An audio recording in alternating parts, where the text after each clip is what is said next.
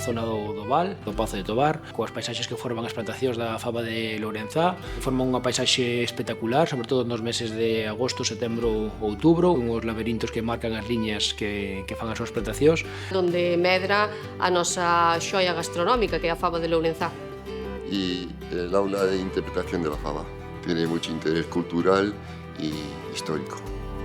Se te acercas a Lourenzá, tens que ir conocer o Val, perderte por el. Todo un espectáculo de cores e de texturas para a ollada do visitante. Lourenzá e o Val en especial ten algo máxico. A mí me gusta mucho hacer un recorrido por las fuentes naturales que hay muchísimas por todo el Valle de Lorenzana. Tes natureza, tes patrimonio. Por suposto, a nosa, digamos, xoia arquitectónica por excelencia, que é o mosteiro de San Salvador, con esa iglesia de Santa María. E o sarcófago do Conde Santo, que é unha gran xoia que temos no mosteiro. O mellor de Lourenzá é a xente. É a xente. O mellor de Lourenzá é a xente. A xente.